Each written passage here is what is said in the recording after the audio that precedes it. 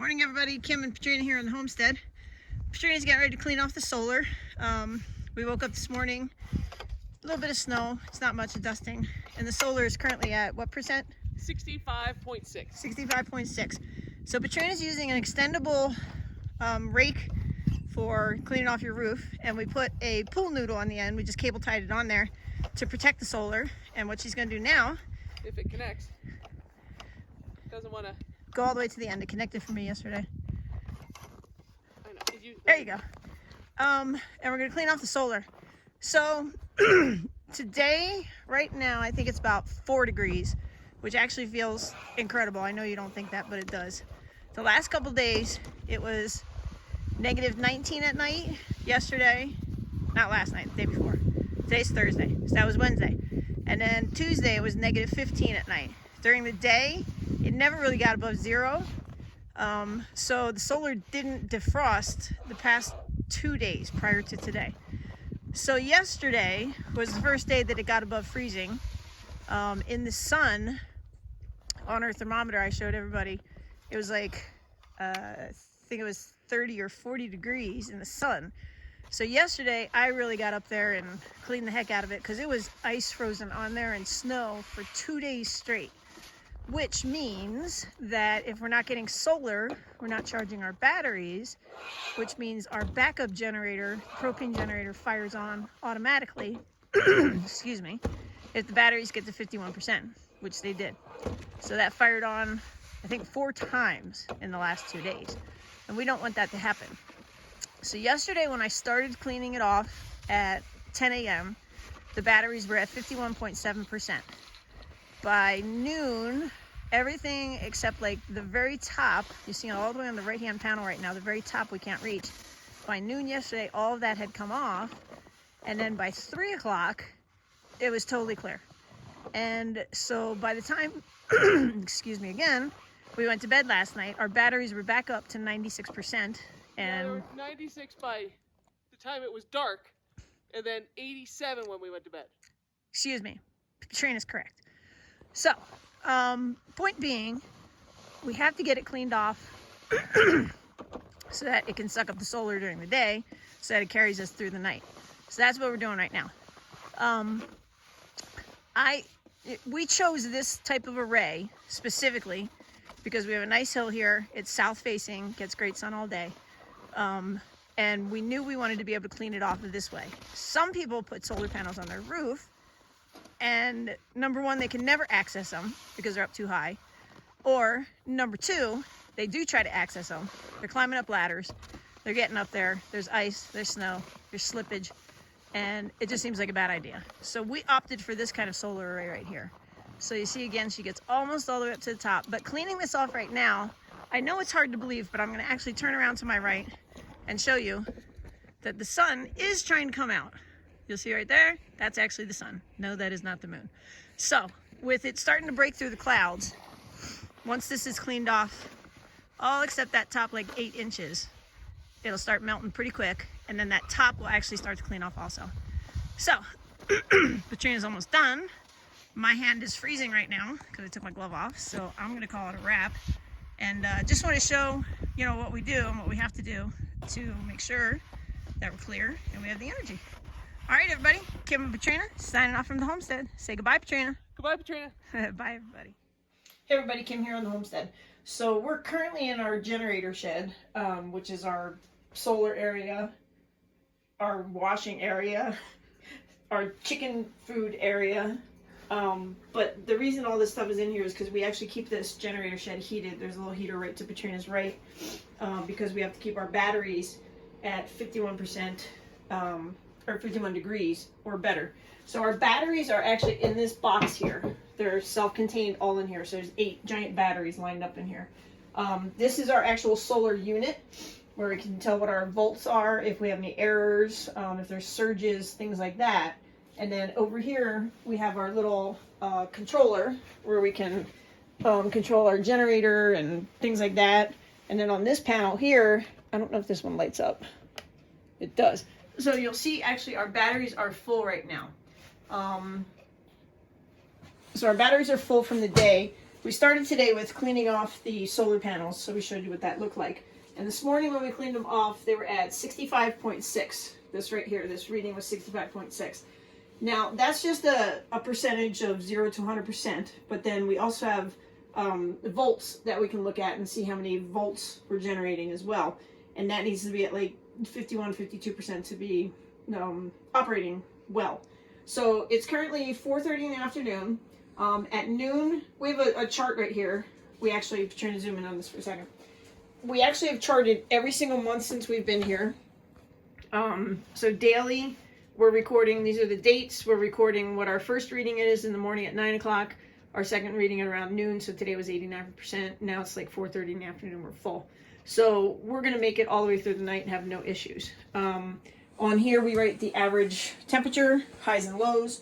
We write how many times our generator might kick on. If this actually gets below 50? The 50%, then our propane generator will kick on, which is outside. So we'll go outside and look at that, where that is in a second. But we just kind of want to show you, what we're looking at and monitoring every single day by segments of hours. And we even track the propane on there, don't we? we're tracking how much propane we're using per month. The weather. The weather. So we're averaging like 7, 8, 9% usage on our propane for our tanks right now, which are a 500-gallon tank and a 250-gallon tank. So every month I figure out what we've used monthly and consumed, and it's been 7% or 8% or 9%. For the month of February, we're getting close to almost 10%, which is going to get us to 50% usage. So in September, mid-September, we moved in, it was 80%. And now to start March, we'll be at 50%, which is good to get through March, April, May. We have, 30% to play with. They like to fill it when it's at like 20%, and we can't get filled to the summertime anyway because nobody can get in here to deliver it to us. But with that being said, when we go outside, I'll show you the 2 propane tanks, because we put in a 250-gallon above ground tank. Initially, when we bought the place, we were told we had a 1,000-gallon buried propane tank, and we don't. So we have a 500-gallon propane buried tank, and we put in an additional 250-gallon tank. We are going to upgrade that this summer to another 500-gallon tank. So the 250 will get out, a new 500-gallon above ground will be put in. That way we're going to feel 100% confident all the way through the winter. Because right now, like I said, we're going to be at 50% starting in March. It's still going to be cold in March. It's still going to be cold in April. It's probably still going to be cold in May. So we're confident that the solar will be fine, and we won't be drawing propane energy from that, but we still use it for cooking and showers or hot water. We have a tankless propane heater. The heaters, all these heaters. these little one in here. The heater we have a little heater in the kitchen that kicks on if it gets cold, so the water doesn't freeze in the kitchen. Maybe we should put one in the bathroom because the water's frozen in the bathroom a couple times now. I'm going to point that out when we go outside. Also, the wall where the bathroom is, so you can see what we've done there with a little insulated box. But for now, we'll start heading outside. So Katrina and Pinto, let's head outside the door here. So leaving the gym. Bright light, bright light. Yep, sorry. So the first thing we'll look at here, I told you we have our propane generator for the backup. So this is when the batteries get to 51%. That will kick on, propane generated, and it feeds right in here into the whole solar system. And it will charge the batteries back up to anywhere between 68 and 71%. Yeah, it usually runs for about 45 minutes. And it won't get us to 100%. It just gets us far enough that it hopes we'll get sun, and then it'll get us charged up. And then our 2 propane tanks. So this is our buried 500-gallon one. We actually just lopped a branch off this tree. I made a mess. But we lopped it off yesterday to allow more sun to get in on this wall that I'm going to show you in a second. And then that's our 250-gallon tank that we installed. So we're going to upgrade that one to a 500 because that feeds into the kitchen, feeds into the house for a couple things. So we'll upgrade that. So I had Katrina lop this branch off so that the sun would hit this wall here. This is our bathroom. This is where we had the issue with the water freeze. So our toilet is like literally right under there. Our sink is right here. And the water that goes into the house is here. So we built this insulated box, and we actually have a little heater that we can put in there. It's 1.5 inch thick foam. And then also buried under there right now, in the foundation, is a heat tape that heats the central water line that comes up and out. So the well pump was in the generator shed, and it goes underground and comes out to here and feeds into here. One line comes into here. Our thought is that there's another line that is buried and goes to the kitchen.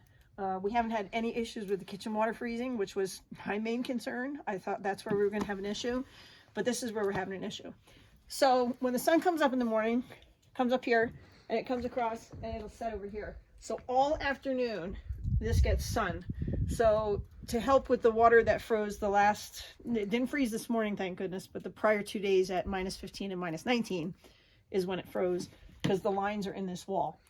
Even though we have what's called core bond, blown-in insulation, and it's 2 inches thick in our house, that's only an R7 rating for every inch.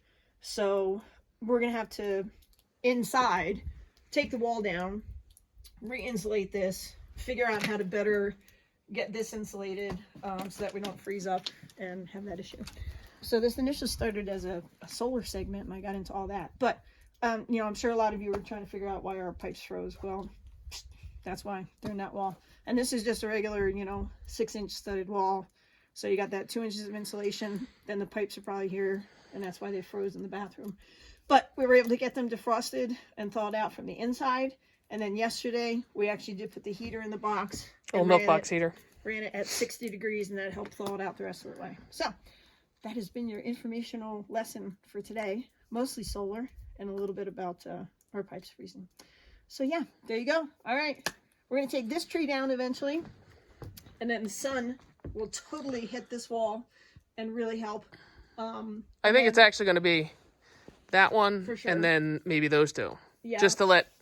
Well, it's a couple of reasons. It's to let the sun in. It's also for fire mitigation. We don't want anything this close to the house. If we did, by God, have some kind of forest fire here, these trees just light up and go. So, our definite ones are these 3 here. We'll have to talk about the other ones out there. But, this one's too close to the fence anyway. But, so I was kind of talking with my mom, texting with her, and saying this is where we're going to put another, almost like that Arctic entry material that we posted yesterday. We're going to build a greenhouse type thing here. That'll also help insulate this wall. It's going to be built right on the platform here. It'll go all the way up to the new addition here, which is our pantry on the other side of this, and our dining room. And we'll actually put a door in here. So this door will come right out here. The wall will be here. We'll angle right off the roof, and we're going to close this all in. And then we'll be able to access it as an additional greenhouse, and really heat this wall up, because even right now out in the Arctic entry, when we just went and left out, it was 40 degrees. So this could be at 40 degrees right now too, and it's like 20 out. You can probably hear me starting to shiver a little bit. I did not plan appropriately. I'm in Crocs and just my shirt. So we're gonna wrap this up. But Mom, hopefully this will help explain how we're gonna do this. So Katrina, step back off the step. I'm afraid I'm going to step like off the step. So that greenhouse thing will go all the way down to here, and then we'll put a door in here. It'll come out to here, and like I said, angle off the porch. It'll also help too, because our septic outlet is in here as well, and we have to be very careful with that not freezing. It's only buried like 3 feet down. It should be way deeper than that. So we're trying to keep that from freezing this winter also. But yeah, there you go. So, Katrina, if you pan around to your back right now, you'll see the sun is almost gone off of our solar. So like we said, we've reached our full capacity right now. And then by the time we go to bed, it'll probably be down to what, like 85? 85 maybe. And that's because there's energy drawing on the solar all the time. We have our Appliances. Our refrigerator is on that, and our freezer. Our freezer's in the garage here, right inside the corner. So those are the 2 main draws that are on it. Really nothing else. Our lights don't draw much energy. No, we did. We changed everything out, put all LED light bulbs in. TV doesn't really draw much energy. The biggest energy we'll draw tonight is when we actually take a shower, because it'll run the well pump. And we actually are going to upgrade that too. There's a solar well pump that we can put in to draw less energy than the electric one. Okay, gotta wrap it up. I'm freezing. All right, take care, everybody from the homestead. Bye.